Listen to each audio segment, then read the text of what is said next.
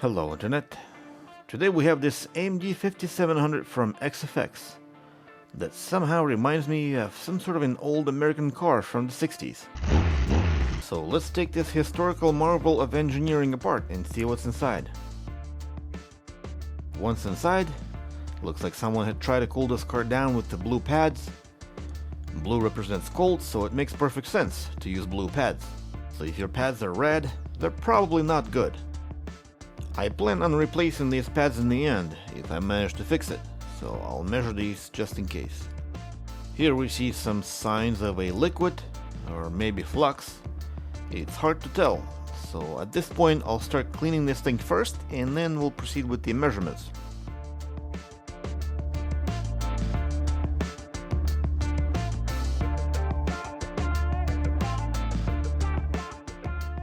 With the resistance measurements and basic sanity check is complete, it was time to perform a visual inspection, which revealed these two capacitors that appear to have been worked on for some reasons.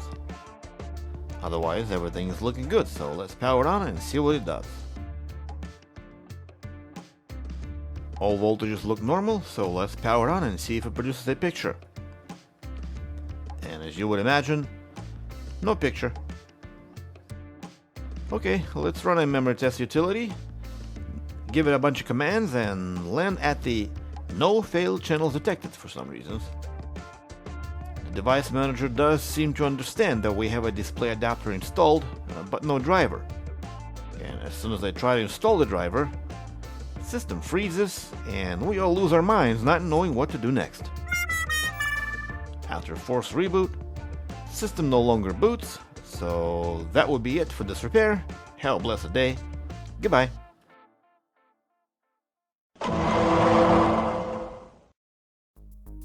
So we know that about 99% of AMD owners just can't accept the factory BIOS, and almost first thing they do when they buy a budget AMD GPU is to flash it with a BIOS from a premium GPU, thinking that they will get that 1% performance boost. You just never know. So to make sure that never happened, I removed the BIOS chip, checked it for BIOS version, and it looks like it belongs to Asus and not XFX. This could be normal, so I re-downloaded the BIOS, flashed the chip, suspecting a corruption, soldered the chip back onto the board, and tried again. But still no picture from the card. Then I moved the BIOS switch to a different position and tried again. And still no picture. With the BIOS out of the way, the one last thing to do is to reball the core, so let's reball the core and see if that helps.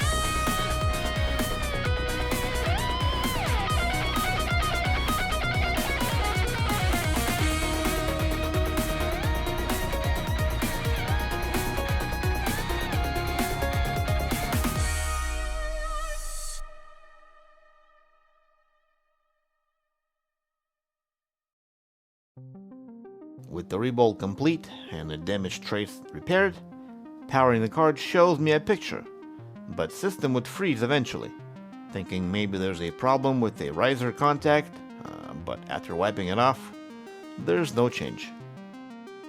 Okay, next step would be to look into the face controller and see if there are any errors during the freeze. But I didn't see anything I wanted to see. And given the fact that we had ripped pads under the core, I began suspecting a problem with connections under the memory chips as well. So what I'll do now is try to boot the card while pressing down on any of the memory chips. As soon as I let go, image flickers and disappears. So what I did next was something I don't normally do. I ended up reflowing all the memory chips, and I guess I bumped one of them too hard and now we have a short circuit. Which is good because I should have never reflown the chips to begin with, and now that we have no choice but to rebuild them all as I should have done in the first place, let's do that and see if that helps.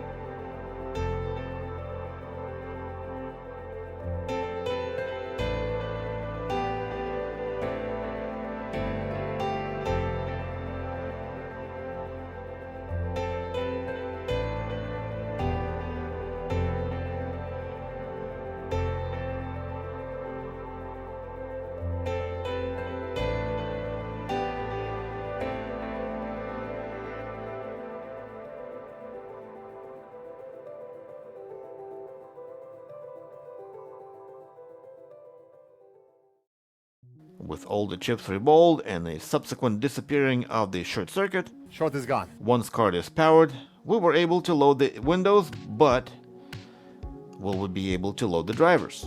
Let's see. A few seconds later, resolution changed and drivers successfully installed. As I was about to celebrate the victory, booting the card a second time produced no image at all, and the motherboard is not complaining about the GPU for some reasons.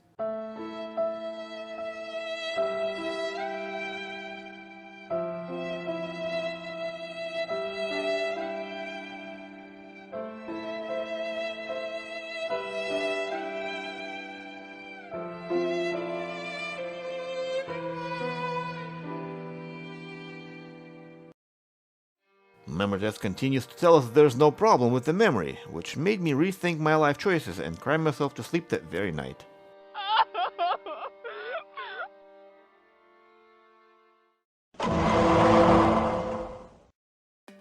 Next day, I decided to continue working on this card and applied the magic gold guard chemical on the gold-plated pins. This does sometimes help. Maybe today is the day. And bam, it does run the valley, and at this point I'm not sure. Did the riser set me up again? Possibly. I've replaced it since, so I don't know. In any case, I put the card back together, added the new pads as I planned, and I ran it again, but for some reasons it says that we're running in X4 mode. Data line tester confirmed that there are no issues with the data lines, so I'm not even sure what's happening. I even went as far as testing them manually one by one, and everything looked good, so I guess it's a fix. I played a little bit of game and all checks out, so I'm not sure if that's normal or not, so I thought I would conclude with this repair and call it a day. Goodbye.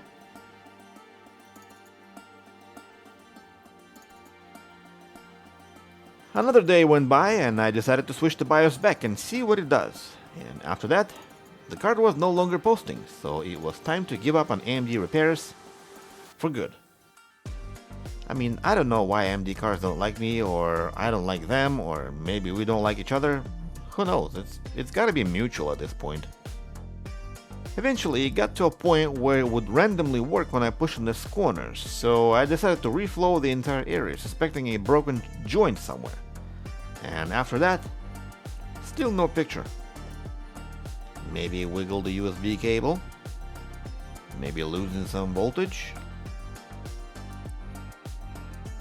maybe components on the back have cracked solder joint, so I reflowed those, but no change and still no image. Ran a memory test, and for some reason it was getting stuck. And then I started looking around with the microscope and I found this one little tiny solder ball resting directly on top of the phase controller between the pins. Those solder balls are commonly formed during manufacturing process, and there are many of them, indicating lack of cleaning of the board at the factory. So at this point, I don't even know what could possibly go wrong with this thing. Somehow it's still detected with an error code 43, but the memory test just simply does not run. I thought to myself, maybe my reball has failed, so I took the core off for inspection and everything looked great. Reballed the core again, checked for resistances, power, and everything was great. But test does not run. Next, I tried to run the card ice cold after keeping it in the fridge to see if a broken solder joint would reveal itself, but still no image. For whatever reason, something compelled me to resolder this BIOS chip, and after that, it gave me a picture. But it was still failing to show me anything on the screen because the monitor was kept telling me that something is out of range. AMD does this to me once in a while. It must have been my HDMI splitter, so I ended up connecting straight into the monitor, and we got a picture, so we're good. Begin running the test, and it says we're running in the X4 instead of X16. But at this point I had no more patience and I decided to call it a quit. With that said, thank you for watching. Hopefully you've learned something today from this video, and I'll see you later. Goodbye.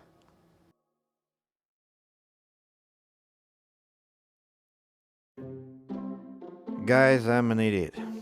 The reason why the card was doing X4 is right there. There you go. You see it? So let's fix the X4 issue. Right there. That's it. That's all it was. How could this slip my mind? I'm getting old for this. See, right there. 16. Oh, I need a vacation.